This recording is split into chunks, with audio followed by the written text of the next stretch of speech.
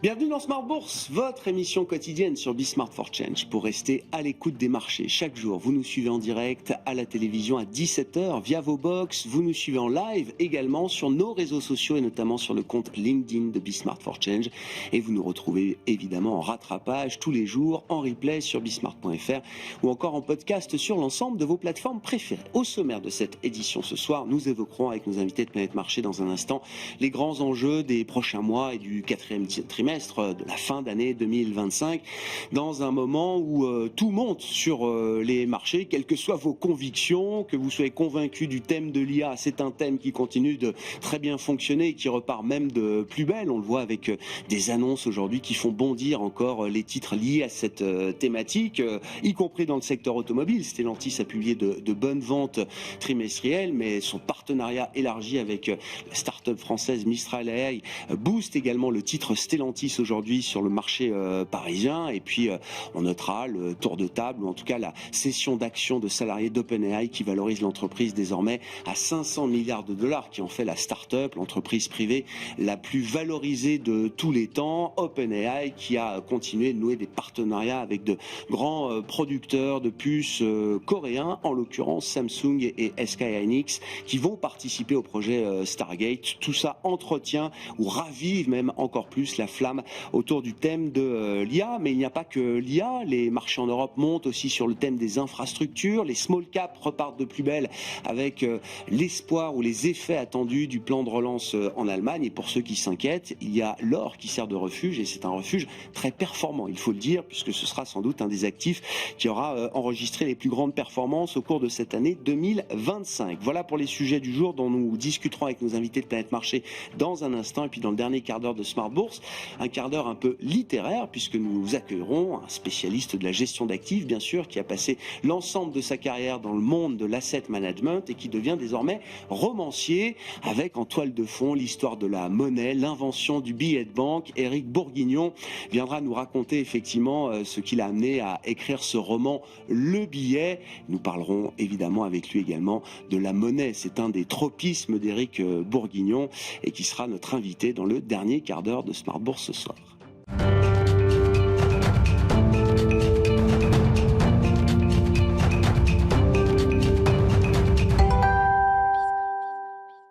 Tendance, mon ami, chaque soir en ouverture de Smart Bourse, nous retrouvons Pauline Gratel qui vous apporte les infos clés du jour sur les marchés. Bonsoir Pauline. Bonsoir. Et on commence avec des marchés actions qui battent record sur record. Oui, les records s'enchaînent pour les grands indices mondiaux, à commencer par le S&P 500, le Nasdaq et le Dow Jones, qui ouvrent sur des records. Le MSCI World est également au plus haut. En Europe, le Stoxx 600 inscrit aussi un record. Le CAC 40 gagne 1,5% au cours de la séance et dépasse les 8000 points pour la première fois depuis le mois de mars.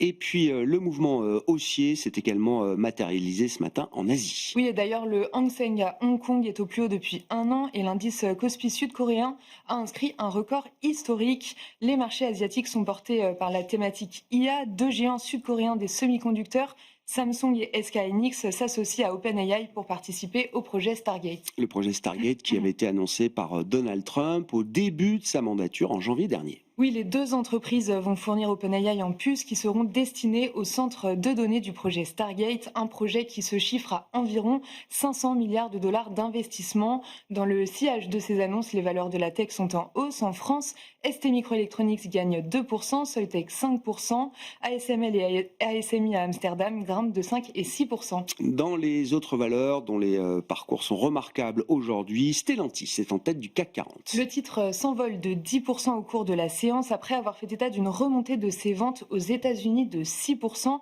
au troisième trimestre sur un an.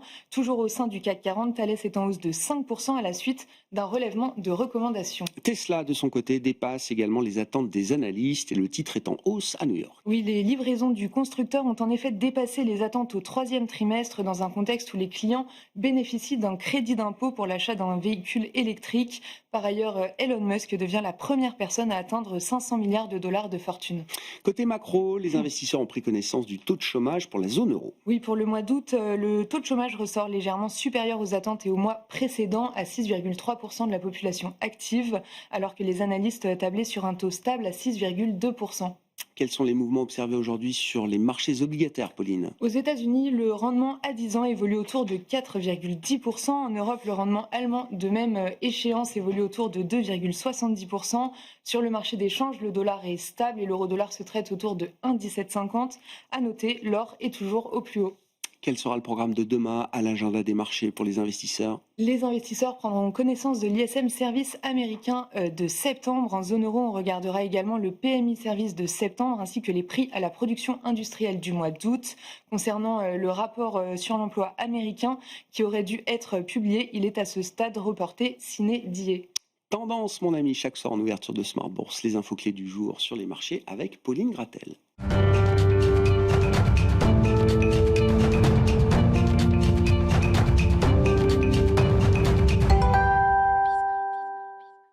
Trois invités avec nous chaque soir pour décrypter les mouvements de la planète marché. Claudia Panzeri est avec nous ce soir, directrice des investissements d'UBS en France. Bonsoir Claudia. Bonsoir. Ravi de vous accueillir dans cette émission. Ravi de retrouver François Chollet à nos côtés également, le président de Montségur Finance. Bonsoir François. Bonsoir.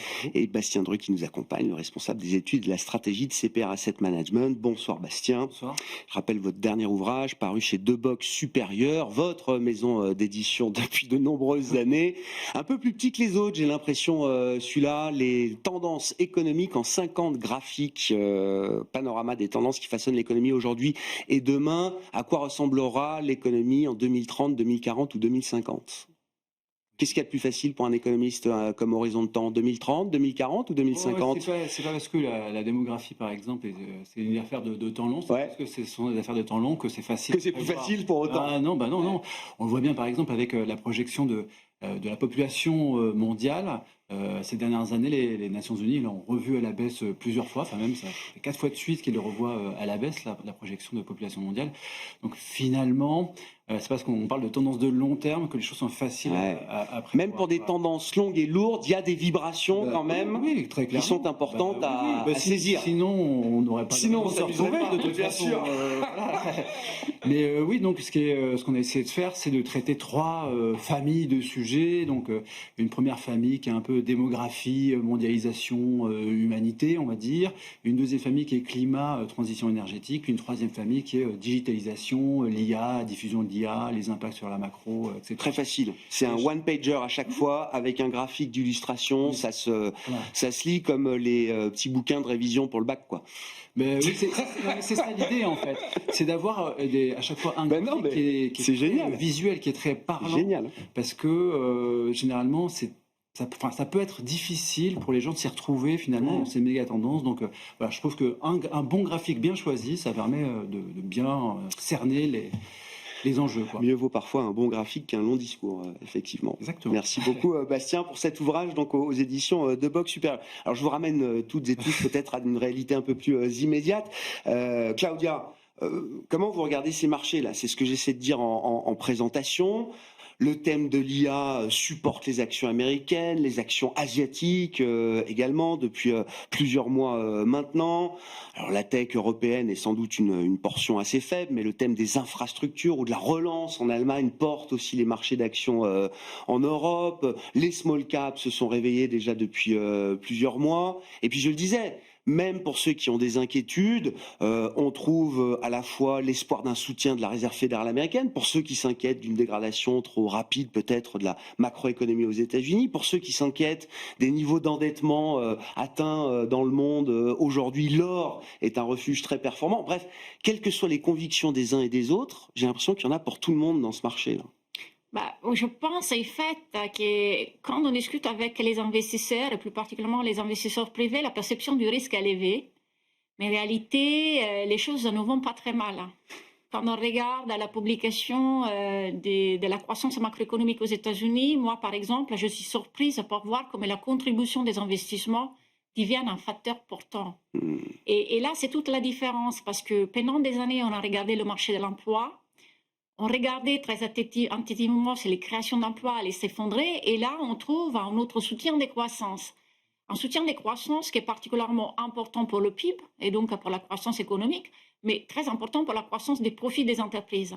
Et en plus, vous avez une banque centrale qui ouvre les portes à des baisses des taux, forcément, vous avez les actifs financiers qui monte à la hausse. C'est vrai que si le PIB continue à tenir aussi bien, les anticipations des taux sont peut-être optimistes. Donc, à un moment donné, il faudra essayer de trouver le juste positionnement. Nous, on reste assez exposés au secteur technologique, à l'intelligence artificielle. C'est une thématique qu'on a dans nos portefeuilles depuis 2 ans et demi. On est un peu plus prudent sur tout ce qui est très cyclique et qui, normalement, a une très bonne performance au début de cycle. Mais encore là, est-ce que nous sommes au début d'un nouveau cycle ou à la fin du cycle précédent? Parce que d'habitude, on a... Des émergents qui repartent, des small caps qui repartent. Et on a l'impression, effectivement, qu'il y a des facteurs comme la baisse du dollar qui aide aussi. Une baisse du dollar qui soutient les actifs, et plus particulièrement les actifs émergents, qui crée aussi des excédents de liquidités. Il y a énormément de liquidités du système. Tous les investisseurs qui étaient sur le monétaire aujourd'hui se trouvent avec des baisses des taux d'intérêt. Il faut réinvestir. Où je vais investir? Là où je pense, en fait, que les valorisations sont encore attrayantes. Et donc, les small caps, et donc les marchés qui sont en retard. Donc, il y a un effet liquidité là quand même. Il y a l'idée d'une marée montante, d'une liquidité qui se déploie, qui se diffuse et qui va trouver effectivement de l'intérêt dans des actifs qui ont été très en retard, vis-à-vis desquels il y a eu beaucoup de défiance aussi pendant de nombreuses années. C'est ça, hein? Oui, tout à fait. Et en plus, si effectivement la Banque centrale va baisser les taux 3 ou 4 fois sur les 12 mois à venir, on aura encore plus de liquidités parce que certaines personnes sortiront des fonds monétaires américains avec des rendements à 4% pour chercher d'un côté du portage et de l'autre côté capitaliser sur l'évolution des marchés financiers. Intéressant votre point sur la macro américaine. Vous dites qu'il ne faut plus regarder le marché américain ou l'économie américaine comme une économie de consommation. Si, ça reste une économie de consommation, peut-être 70%, je me tourne vers l'économiste, mais vous dites cette dimension investissement, CAPEX, investissement dans l'IA, bien sûr, j'imagine, Claudia, c'est quelque chose de solide. C'est une vraie question aujourd'hui. On se demande, tous les analystes stratégistes se demandent si on n'est pas en train de répéter ce que l'histoire nous apprend. Il y a dans ces cycles d'investissement, à un moment, une forme de surinvestissement qui se paye à l'arrivée, Claudia. Alors, quand on regarde les chiffres, on a plus de 1 000 milliards d'investissements privés dans l'intelligence artificielle, et puis il y a de l'investissement d'État qui va contribuer dans les années à venir. Donc je pense qu'il y a effectivement un questionnement sur la monétisation de ces investissements, mais pour l'instant, on voit que le taux d'implémentation des liens dans toute l'industrie reste très bas. Donc, au début d'année, on avait un questionnement sur le fait, maintenant il y a de la compétition qui vient d'Asie, donc la pression sur les prix. Mais même si vous avez une pression sur les prix et vos volumes augmentent, vous êtes compensé en fait de votre investissement. Alors, la problématique, est-ce que ces investissements vont être monétisables à l'auteur? On le saura dans 2-3 ans. Donc, pour moi, on est encore au début de cette montée. Peut-être dans 2 ans, même avant, on va le voir dans les mois à venir. Mais pour l'instant, on voit que ce cycle se répète et on voit que les investissements sont toujours là. Est-ce qu'il y aura un choc macroéconomique qui fait que les investissements sont retirés? Là, pour l'instant, il n'y a pas de signal. Oui, effectivement, Bastien, la dynamique ou la composition de la croissance américaine a évolué quand même avec ce thème de l'IA qui se diffuse, ou en tout cas le thème du CAPEX, de l'investissement dans les infrastructures d'intelligence artificielle. La contribution à la croissance, quand on regarde la tech et l'IA, c'est à peu près 1 point de croissance sur le premier trimestre et sur le deuxième trimestre. Oui, c'est énorme. Ça fait un quart de la croissance au T2. Bien sûr. Voilà, en plus, le T2 il était un peu bruité par le commerce extérieur avec les anticipations de droits de douane, puis le commerce extérieur. Il faut regarder le T1 et le T2 dans leur ensemble, j'imagine. Mais sur les 2 trimestres, on a une contribution de 1 point de l'IA et de la tech. Donc avec une consommation qui tient bien en plus. Oui, que c'était un petit peu tassé, mais qui tient. Ça, c'est indéniable. Mais ça, c'est quelque chose qui est finalement assez nouveau et qu'on n'avait pas en 2024. Donc, la question de tout à l'heure, est-ce qu'il y a un surinvestissement? En fait, c'est vraiment trop tôt pour le dire, parce que c'est seulement en train de se mettre en place. Donc, effectivement, Claudia a raison, on pourra répondre à cette question seulement dans 2 ou 3 ans. Mais là, oui, c'est quelque chose qui est très significatif sur le plan macroéconomique, alors que ce n'était pas le cas avant. Et si je peux ajouter, il y a quand même aussi un autre facteur qui n'est pas encore intégré dans les chiffres de croissance, c'est la réindustrialisation qui va se faire de manière très lente. Ce n'est pas un mirage. qui n'est pas un aveuglement, Non, qui parce sera que- une réalité. Écoutez, le fait d'avoir menacé quand même l'Europe à adopter des droits de douane très élevés fait qu'il y a des investissements aux États-Unis qui ne viennent pas seulement de l'IA, secteur pharmaceutique. Bien sûr. Il y a des sociétés qui se relocalisent et produisent localement pour éviter des droits de douane qui peuvent monter jusqu'à 100%. Donc je pense qu'il y a une vraie réussite de cette politique voilà, très agressive. Plus la relance budgétaire. Donc, là où il faut mettre un questionnement, est-ce que la Banque centrale va être, dans le scénario de baisser les taux de manière assez agressive? Ils ont ouvert les ports avec leur projection à 4 baisses de taux, 2 baisses de taux là, puis une 2026, puis une 2027. Est-ce que le taux de long terme n'a pas augmenté? Voilà, est-ce qu'il faut se poser la question, est-ce que le taux, en fait, doit être à 3, 3,5? Et donc, tout ce qui est intégré jusqu'à là sur la cour des taux ne veut pas, à un moment donné, jouer et donc impacter le marché parce qu'il y aurait justement des attentes à des taux d'intérêt. On verra bien si cette croissance nominale, si c'est le ciblage de la croissance nominale est quelque chose, une stratégie successful pour Donald Trump et son administration. En tout cas, tous les efforts sont mis dans ce sens-là aujourd'hui. François, vos commentaires, et puis je reviens à la question de départ. On a le sentiment d'un marché où tout monte. Alors, sur les marchés obligataires, ça reste un peu compliqué, mais encore une fois, sur le crédit, le portage reste visiblement intéressant. Et puis les taux, quand même, arrivent à se stabiliser. Là, entre 4 et 4,50 pour le 10 ans américain, on arrive à avoir un range qui apporte un peu de visibilité, quand même, j'imagine, pour les investisseurs. C'est vrai, la pontification de la courbe des taux, c'est une réalité de 2025 et elle apporte effectivement pour l'investisseur à long terme un peu de visibilité. On se réjouit de cette année 2025 jusqu'à présent, on va le dire clairement. Les classes d'actifs et la gestion a bien fonctionné et chez nous particulièrement, je trouve que l'ensemble des gestions a délivré. Ça paraît assez évident pour la value puisque c'était des segments qui étaient plutôt porteurs cette année, avec des performances autour de, on va dire, 24% au moment où je parle sur des fonds value. Sur des fonds croissance, c'était moins évident. Il a fallu se bagarrer beaucoup plus, notamment en Europe. Oui, c'est ça. Tout dépend. On allait chercher les valeurs de croissance. Oui, mais enfin, si vous aviez les historiques, je veux dire le luxe, oui. discrétion, etc., les années étaient un peu difficiles. Et c'est vrai que c'est peut-être là où je suis un peu fier de mes équipes, puisque sur cette thématique-là, ils ont vraiment fait une très belle surperformance. Et sur les small caps, qui était un des paris que j'évoque régulièrement chez vous, l'année dernière est une très bonne année, puisqu'on fait l'indice avec des small, ce qui n'était pas évident après quelques années de sous-performance quand même assez criante. Et cette année, c'est une année à plus 25 pour nous en tout cas. Et donc, c'est une très belle année. Et c'est quoi, là, sur les small? C'est une vraie tendance qui redémarre? C'est la question qu'on se posait avec Claudia. Est-ce que c'est une histoire de fin de cycle? On va chercher les retardataires comme ça, après avoir épuisé toutes les grandes idées ou toutes les grandes thématiques? Ou est-ce qu'il y a quelque chose de plus structurel qui se remet en ordre de marche, avec des croissances bénéficiaires, avec des positionnements, effectivement, peut-être encore très sous-pondérés, qui expliquent le redémarrage? Mais est-ce que l'histoire peut avoir du souffle encore devant? Plusieurs choses pour cette reprise. La première, effectivement, ce qui était vraiment dans la défiance, c'était la capacité de ces entreprises à maintenir de la croissance dans un contexte économique européen qui était plutôt leur domaine de jeu un peu étal, voire morose. Et c'est vrai que les perspectives de croissance en Europe se sont améliorées, que les plans d'investissement, notamment dans l'armement, irriguent totalement le secteur industriel et un grand nombre de valeurs de croissance de taille. C'est du wishful thinking ou c'est une réalité? Non, c'est une réalité. En discutant avec des entreprises du secteur, elles confirment quand même qu'elles n'ont pas de problème de carnet de commandes. Une réduction de décote qui paraît assez naturelle, et là c'est peut-être plutôt l'effet de la marée qui monte, qui embarque aussi la recherche d'opportunités de placement un peu en rattrapage, et puis aussi un peu plus de courage pour aller chercher des entreprises qui sont peut-être un peu moins sujettes aux droits de douane, à un moment donné, qui ont été en capacité, puisqu'elles sont plus sur une zone domestique, d'éviter cette problématique. Donc tout ça concourt, en tout cas, à un vrai rattrapage.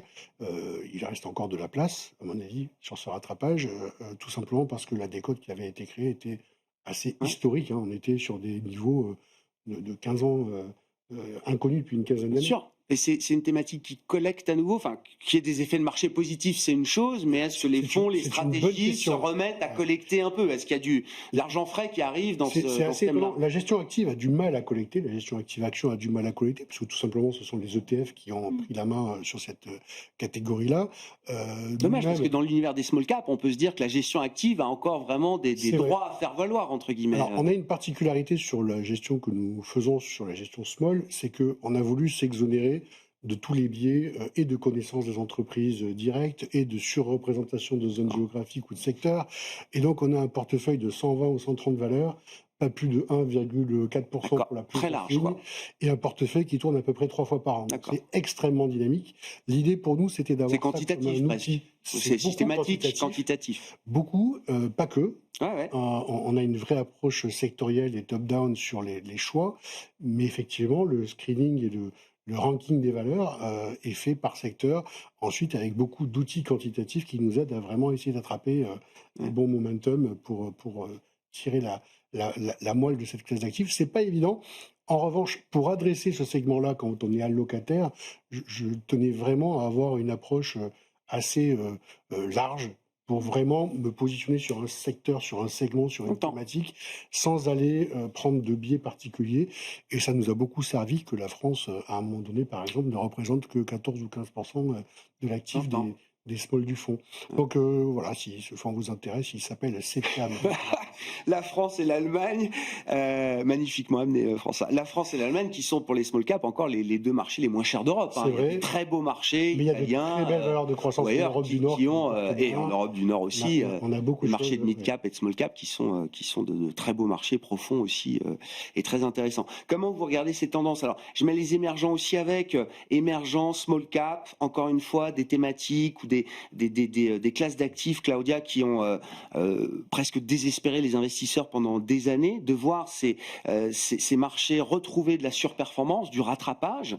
C'est juste une question de positionnement. Les émergents, le rattrapage n'est pas nouveau, parce que quand on regarde les émergents, la performance de la Chine maintenant depuis le début de l'année, l'année dernière, est extraordinaire. Ouais. C'est hyper concentré, par contre. Alors voilà. Ça reste très concentré. Comment vous lisez ces mouvements-là, et est-ce que c'est des effets de fin de cycle, ou est-ce que c'est le redémarrage de thèmes, effectivement, qui peuvent être porteurs pendant quelques temps Alors, ma lecture des pays émergents est un peu différente, et je le répète, c'est très important, parce que quand on regarde la composition et ce qui a performé, c'est surtout le secteur technologique. C'est la tech chinoise. Voilà, c'est la tech chinoise, c'est tout ce qui est lié véhicules électriques. Donc, c'est vraiment très concentré. Ce n'est pas l'ensemble du pays émergent. Donc, c'est pas le mouvement cyclique qu'on peut voir, baisse du dollar, reprise du cycle. Parce qu'effectivement, à niveau macroéconomique, on n'a pas des chiffres macroéconomiques en Chine qui sont super bons. Donc, c'est vraiment un phénomène lié à l'intelligence artificielle et encore une fois, à l'investissement en CAPEX.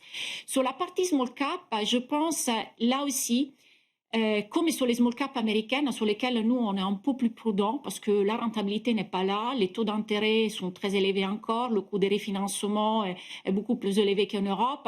Je pense que c'est un effet rattrapage.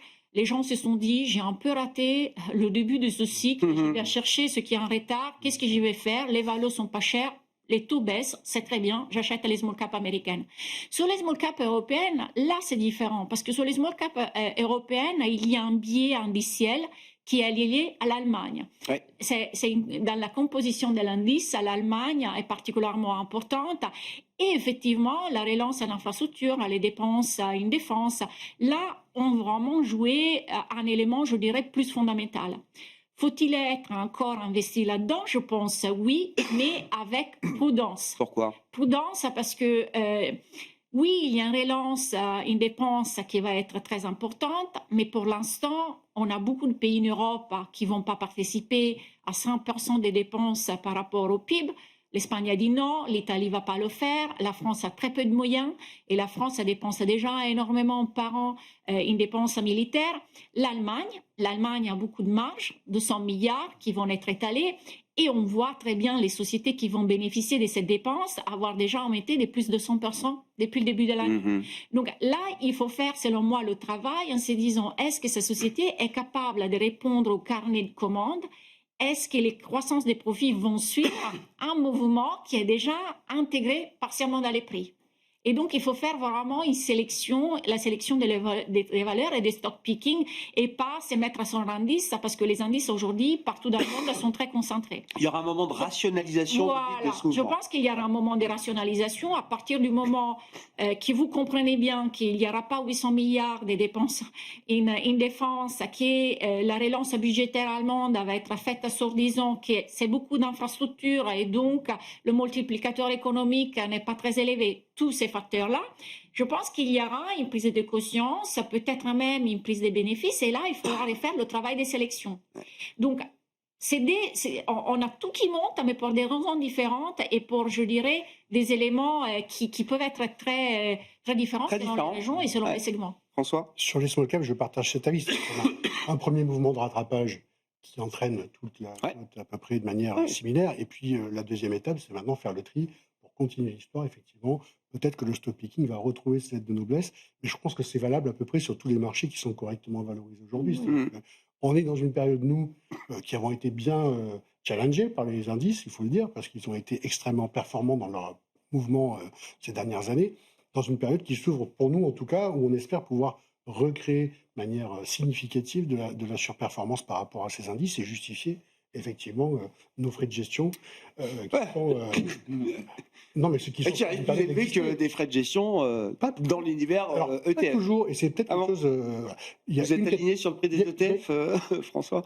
Pour certains fonds de fonds, quand on investit sur des parts super instites, et objectivement, on est sur des niveaux qui sont tout à fait comparables. Quand on fait fabriquer de la gestion pour nos clients, notamment obligataires aujourd'hui, on a fait fabriquer des fonds à yield à échéance pour nos clients. Le budget de frais de gestion pour ces fonds-là était proche de l'ETF standard sur la catégorie, pour ne pas citer le fabricant qui concurrence. La concurrence. Mais là, il y a de la valeur, et c'est vrai que d'ailleurs que pour la partie obligataire, on n'a pas le même phénomène. Les ETF obligataires n'ont pas encore la totalité de la collecte. Non. On a La beaucoup gestion de gestion active dans le crédit reste très pertinente. parce que les gens comprennent bien qu'en ayant l'ETF, ils vont avoir toutes les pertes si jamais il y a un accident de crédit. Sur les actions, c'est pas encore passé. Sortir des indices dans le crédit, c'est beaucoup plus naturel. Sur ces tendances de marché, Bastien, puis je veux bien qu'on inclue l'or aussi. Parce que là, tout monte, on parle d'actifs risqués, mais il y a aussi un actif refuge, ou en tout cas prétendument refuge, qui va signer peut-être une des meilleures performances parmi toutes les classes d'actifs confondues de cette année 2025.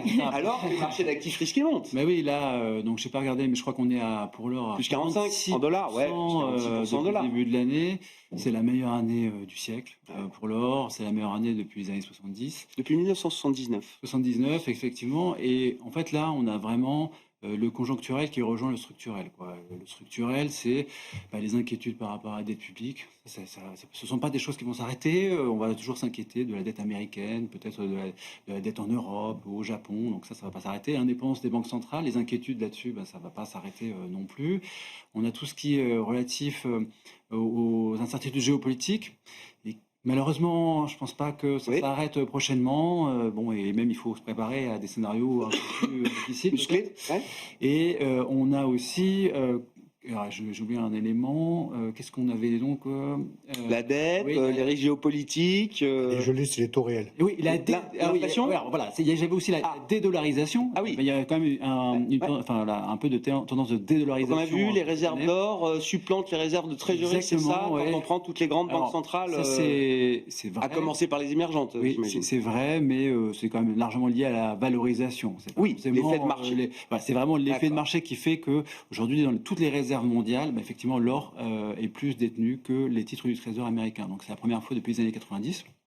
Et puis en plus de ça, comme on disait tout à l'heure, il y a des phénomènes plus conjoncturels. La Fed qui commence à baisser ses taux. Là, ce qui a redonné le coup d'envoi à l'appréciation de l'or sur l'été, c'est le discours de Jackson Hole. C'est le discours de Powell où il préannonce qu'il est prêt à baisser les taux. Et donc on a de ça. Donc la perspective de voir des taux baisser, ça propulse l'or, quoi. Donc il y a encore des acheteurs pour l'or. Enfin, je veux dire, il y a l'acheteur marginal. Il y a encore une possibilité Oui, on voit ça. Donc j'ai des spécialistes qui m'ont dit on arrête de fixer des objectifs.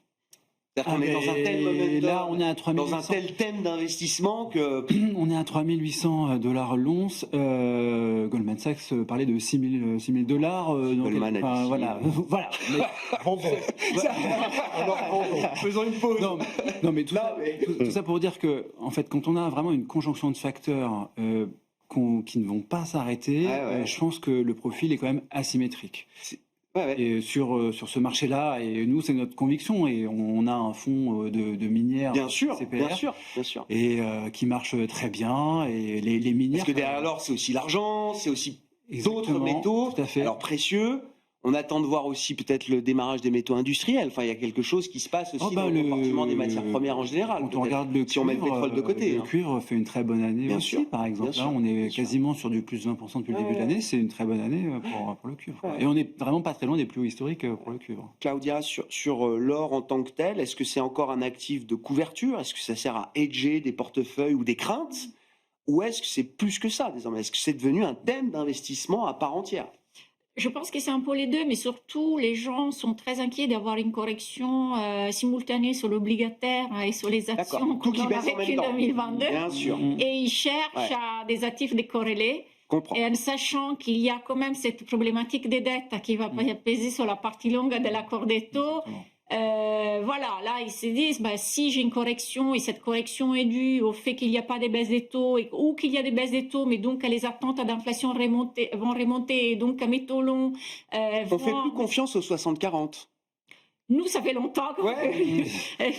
nous, on a beaucoup Pour des d'actifs clients alternatifs. privés, pour des clients nous, fortunés. on a des portefeuilles Ouais. qui vont jusqu'à Ça. 20-40% D'alternatifs. D'actifs non alternatives. cotés. Voilà, actifs non cotés, private equity, dette privée, hedge fund. On a dans des portefeuilles où le mandat le permet dès lors. Donc, et je pense que le déclic a été, même avant 2022, lorsqu'on s'est dit les taux d'intérêt sont extrêmement bas, à un moment donné, ça va changer quelque chose et les taux vont remonter, on a besoin de trouver La réponse des Voilà. États et des banques centrales en 2020 Exactement, a généré ce genre exactement. d'inquiétude déjà beaucoup de chez changements. des clients. Ouais, mais Ah ouais. surtout dans nos allocations stratégiques. Donc, c'était pas un tactique. changement Ah tactique. non. C'était les taux sont extrêmement bas, les obligations sont très chères.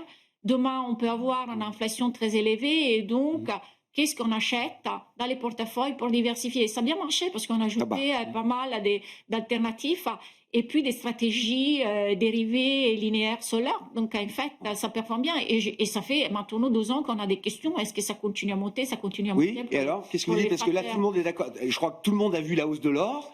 Je n'ai jamais reçu autant de communiqués de presse, de coups de fil pour parler de l'or, etc. Est-ce que le consensus devient un peu trop parfait pour que les prix puissent continuer de monter? Je reviens à ce que je disais au tout départ, c'est cette perception du risque qui est élevée. Jusqu'à quand cette perception du risque va rester élevée, l'or va continuer à monter. Et surtout, si ces perceptions du risque liées aux États-Unis à la dette américaine, à la dédollarisation, vont persister, pour l'or, il y a encore du potentiel de hausse et de répréciation. Ouais. Comment on se bat contre l'or? C'est assez difficile. Hein, François, non, mais à part recommander d'en acheter, qu'est-ce qu'on peut faire, je ne recommande pas d'en acheter. Non. C'est quelque chose que j'ai raté sur les fonds patrimoniaux que je gère. Ça ne faisait pas partie des thématiques que j'avais identifiées. D'abord parce que le parcours était déjà... mais 2024 était une super année. Déjà une belle année. Ouais. Moi, j'avais 3 jokers que j'avais ici annoncés. C'était les small caps à parler. J'avais la Chine qu'on a rentré en avril 2024, qui était quand même un joker assez magnifique, tout simplement parce qu'on a travaillé ça avec un ETF.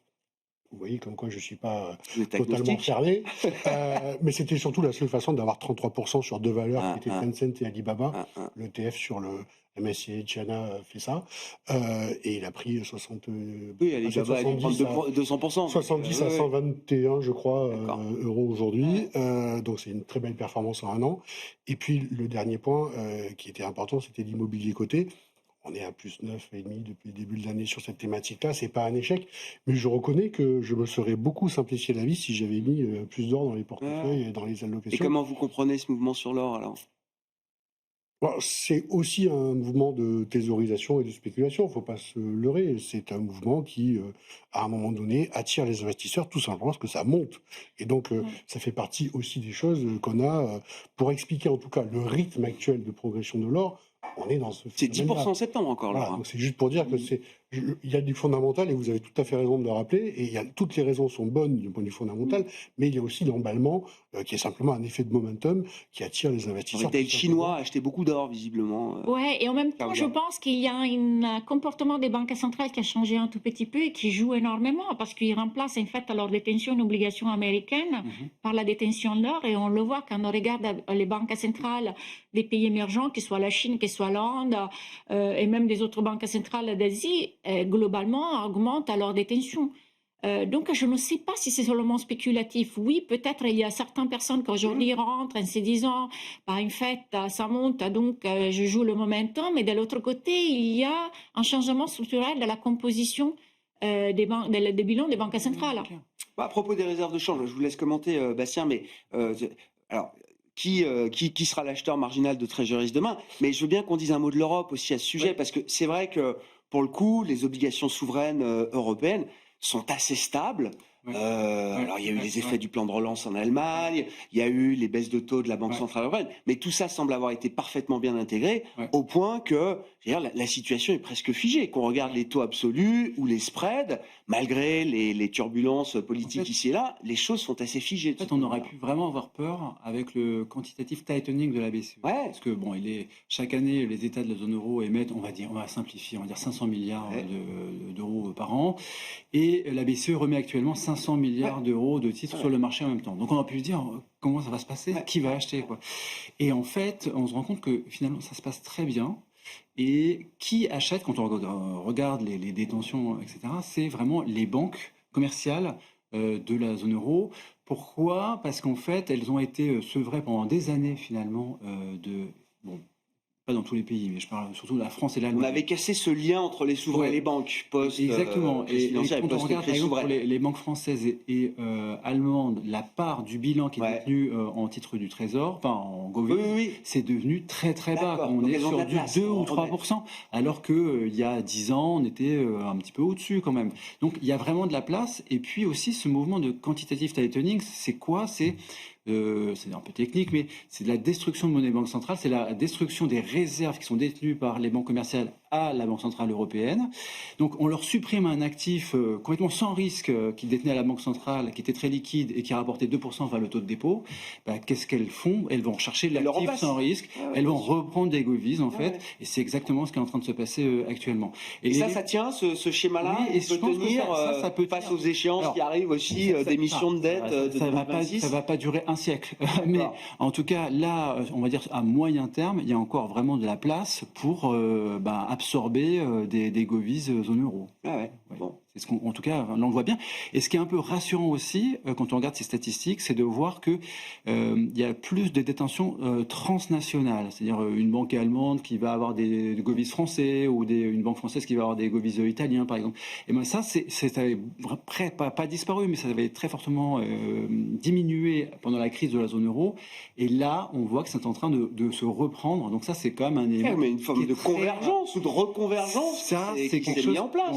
Qui est assez rassurant pour la suite des événements en zone euro. Et pour le secteur bancaire aussi, on voit ce qu'on imaginait à peine en 2011 lors de la crise de la zone euro.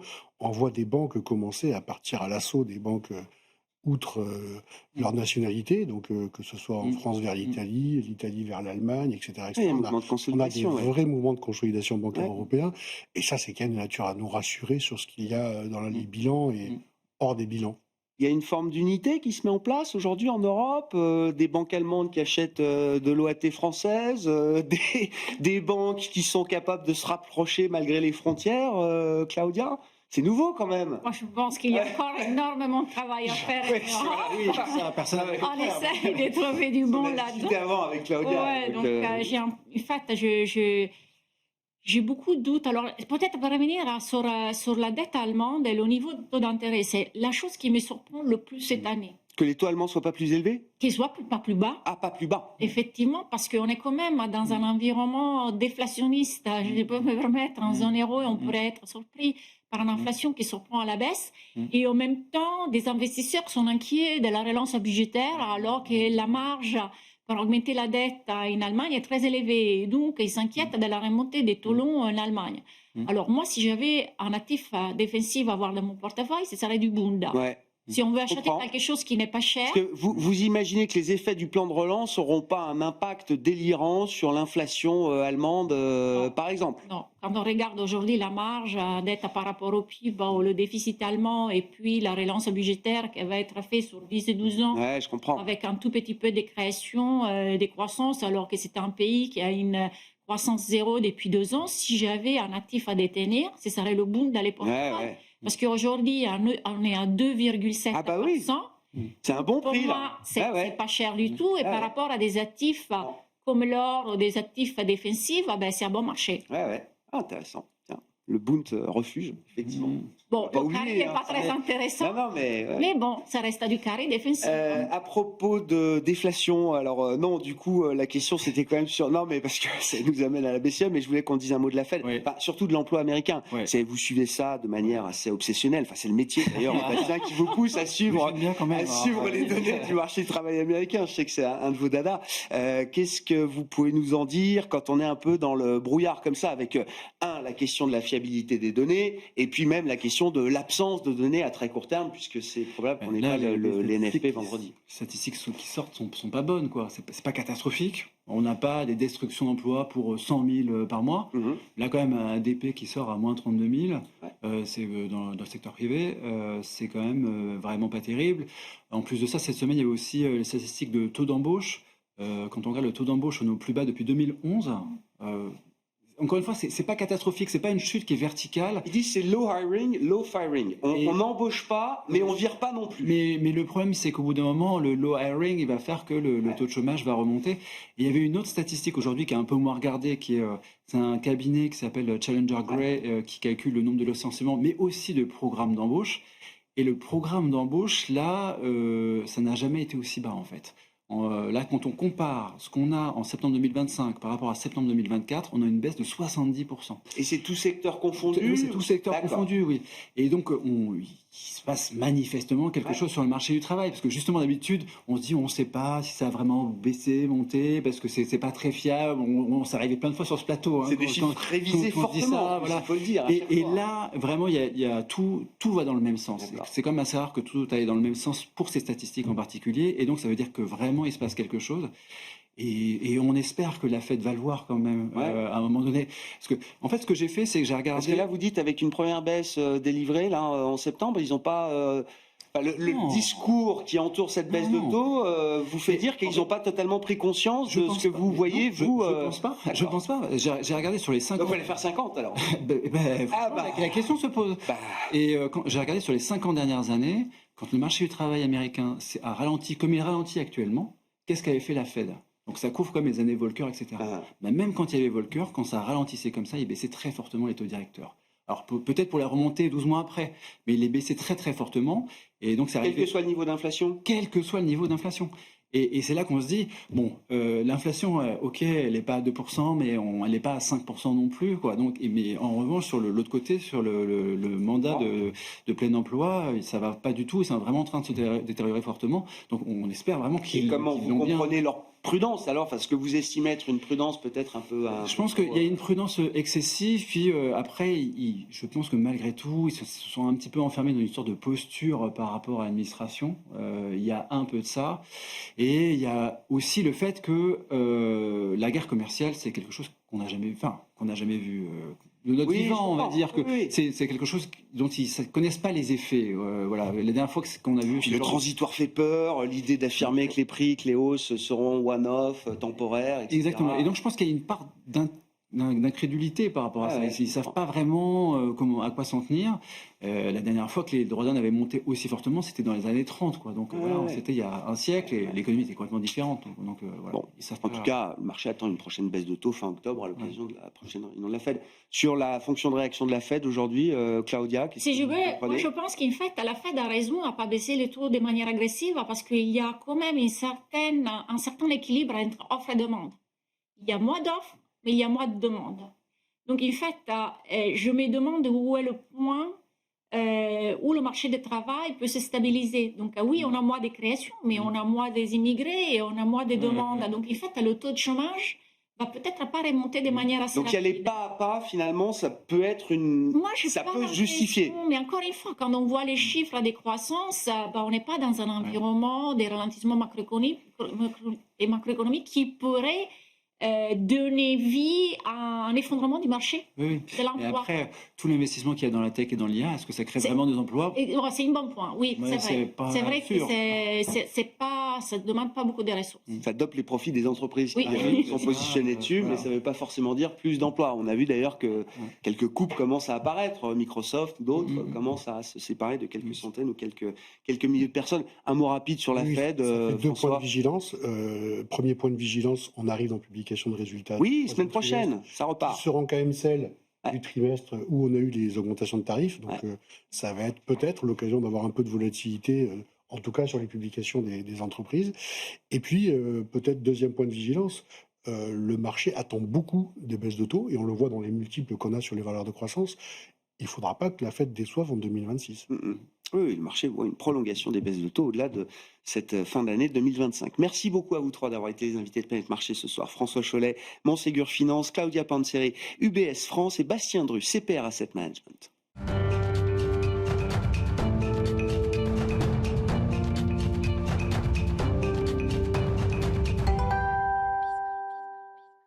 Le dernier quart d'heure de Smart Bourse chaque soir, c'est le quart d'heure thématique. C'est presque un quart d'heure littéraire ce soir qui nous occupe. Nous accueillons Éric Bourguignon à mes côtés en plateau. Bonsoir Éric. Bonsoir Grégoire. Je suis ravi de vous retrouver. Alors je le dis, vous avez presque été un compagnon de route des émissions que j'ai pu animer pendant des années. Non, mais vous interveniez de manière hebdomadaire ou quasi hebdomadaire, je crois, pour commenter notamment les marchés de taux et les marchés monétaires.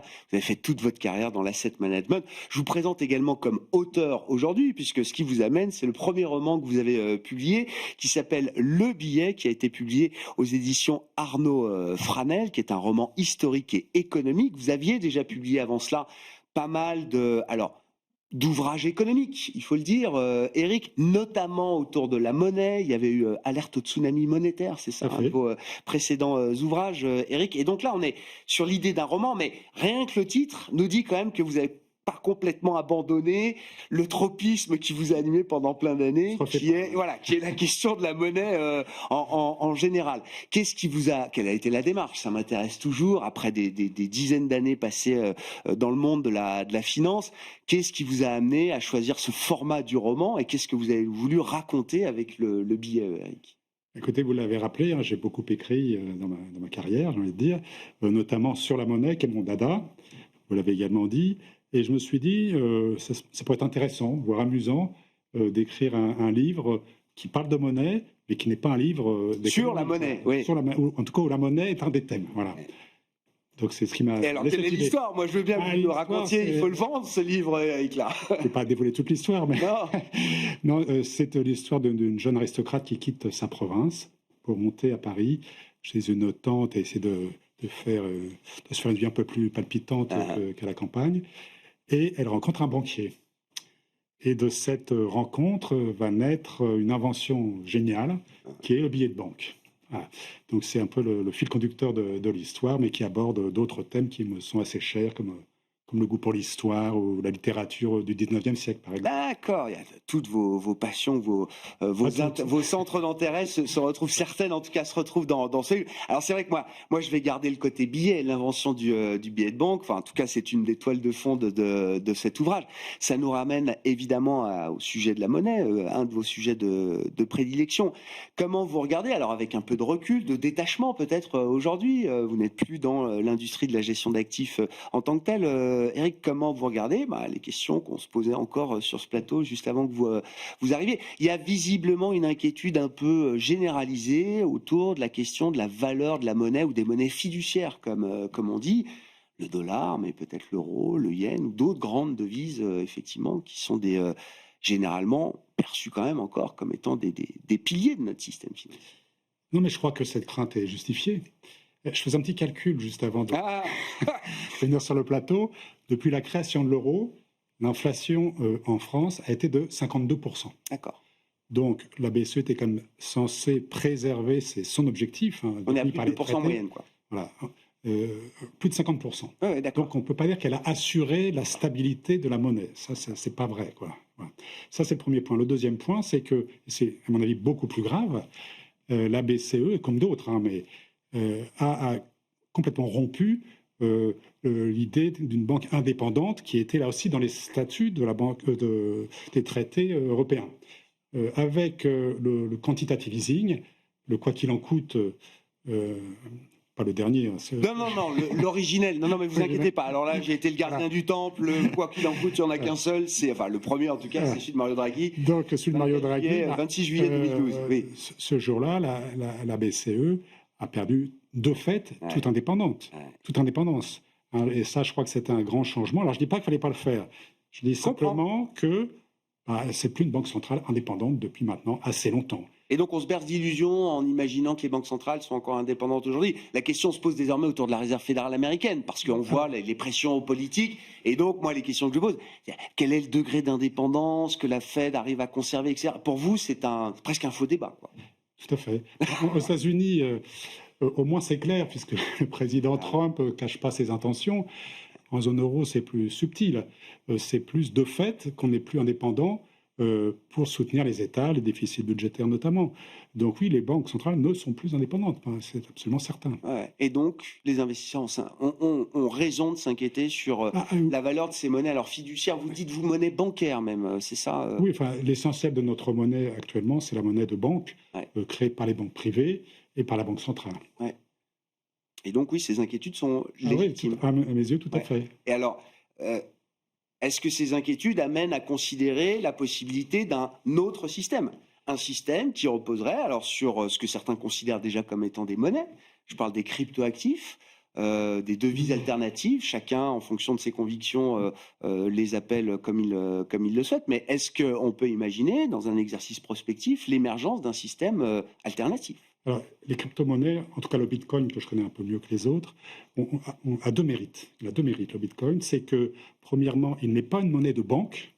Donc, pour la première fois dans l'histoire quasiment, on a une monnaie qui est totalement indépendante du pouvoir politique, aujourd'hui politique, comme on l'a dit tout à l'heure. Et deuxièmement, les Bitcoins seront créés en quantité limitée. C'est dans leur essence même. On est très très loin des monnaies classiques de banque. Donc ça, déjà, c'est quand même assez rassurant et très novateur. Sur la valeur du Bitcoin, intrinsèque. Absolument. Alors maintenant, le problème du Bitcoin, c'est que ce n'est pas vraiment une monnaie au sens où on l'entend généralement. Une monnaie, c'est un certain nombre de caractéristiques, unité de compte, réserve de valeur et moyen d'échange. Dans ces trois domaines, le Bitcoin aujourd'hui ne brille pas par ses performances. Réserve de valeur, quand vous pouvez perdre 20% une journée sur votre monnaie, c'est quand même pas une bonne réserve de valeur. Il ne mieux pas avoir besoin de son argent le lendemain, si vous voulez. Je comprends. Moyen d'échange, bon, oui, on peut payer en Bitcoin, mais enfin, ça reste quand même très confidentiel. On est très très loin de cet atout majeur des monnaies de manière générale. Donc, ce ne sont pas vraiment des monnaies, mais ils ont quand même... Elles ont des mérites. Ils ont des mérites et ils ont bien compris le problème de fond des monnaies traditionnelles. Mais vous dites, avant de pouvoir remplir toutes les fonctions de la monnaie, il y a du temps forcément qui s'écoulera, et voire peut-être que ça n'arrivera pas au point de pouvoir remplacer une devise comme le dollar ou l'euro ou le sterling. Ça serait très compliqué. Bon, les États ont mis 2000 ans à s'approprier complètement le pouvoir monétaire. Ils ne vont pas l'abandonner en quelques années, ça c'est certain. Les banques centrales, les gouvernements feront tout pour contrôler un maximum ces vraies crypto-monnaies. Je ne parle pas de celles des banques centrales. Oui, pas les monnaies de banque centrale. Deux choses différentes. Des monnaies de banque centrale. Oui, mais resteront des monnaies de banque centrale. Donc, non, la partie n'est pas gagnée à ce stade. Et donc, je pense que ce n'est pas demain que les cryptos vont remplacer nos comptes chèques, notamment. Est-ce qu'il y a des alternatives à regarder du côté des pays émergents et par exemple de la Chine? Évidemment, la Chine est une superpuissance sous plein d'aspects. Quand on regarde ce que représente le yuan dans les réserves mondiales, ça reste microscopique. C'est-à-dire, à part les Chinois ou la zone Chine, peu de gens détiennent du yuan aujourd'hui, transactent en yuan, etc. Oui, mais les autorités chinoises, je pense qu'elles préfèrent développer le yuan que les cryptos. Enfin, ça me paraît clair. Et puis, le temps fera son œuvre. On en parlera dans 100 ans. Prenons rendez-vous dès aujourd'hui. Du coup, comment les choses se poursuivent? C'est-à-dire que si les banques centrales sont plus indépendantes, Si on reste dubitatif sur la capacité des alternatives à vraiment représenter ou devenir un système alternatif dans son ensemble, comment est-ce que les choses évoluent? On reste dans un lien incestueux, vicieux entre souverain et banque centrale, c'est ça Mais moi, je ne dis Eric? pas incestueux, je dis historique. Historique. Historique, voilà, on revient à ce que ça a toujours été. Avec les banques centrales, oui. Et c'est tellement commode pour un État d'avoir une banque centrale qui le finance que, en plus, comme ça, il ne fait pas d'efforts, beaucoup moins d'efforts. Enfin, la France est très, très bien placée. La parfaite illustration de ce Un bon exemple du problème. moment. Voilà. C'est certain que si la BCE n'avait pas été aussi généreuse, que la France aurait réduit ses déficits depuis très longtemps. Donc on ne sait pas ce qui se passera si la France était attaquée sur les marchés, hein, s'il y avait un problème d'endettement. Il y a fort à parier que la BCE ne laissera jamais tomber, tant que l'euro existera, la France. Voilà. Après, il y a quand même une gradation, j'imagine. Enfin, le marché, vous connaissez ça mieux que moi encore, les bonds vigilantes peuvent aussi à un moment mettre un peu de pression sans forcément que la Banque Centrale Européenne, pour plein de raisons, se décide à agir dans l'immédiat. L'Italie, il a fallu que les taux montent à 7% avant que la Banque Centrale Européenne, effectivement, siffle la fin de la partie. Mais entre-temps, il s'en est passé des choses. Berlusconi est parti, Monti est arrivé. Enfin, voilà, à chaque fois, c'est quand même des séquences. Je suis complètement d'accord avec vous. D'autant plus que la France a un atout que n'avait pas l'Italie, l'Espagne, la Grèce. La France n'a pas de déficit courant. Ça veut dire que la France n'a pas besoin de l'extérieur pour se financer, ce qui est un atout énorme quand on est dispendieux comme l'État français. Bon. Espérons qu'on profite de cet avantage du coup français par rapport à d'autres pays. Merci beaucoup Eric. Et puis écoutez, bonne chance pour cette carrière d'écrivain désormais avec ce premier roman historique qui nous a réunis autour de ce plateau. Je le rappelle, Le Billet qui est paru et qui est d'ores et déjà disponible en librairie depuis le mois de juin. Le Billet qui est paru aux éditions Arnaud Franel et l'auteur Éric Bourguignon qui a été l'invité de ce dernier quart d'heure de Smart Bourse ce soir.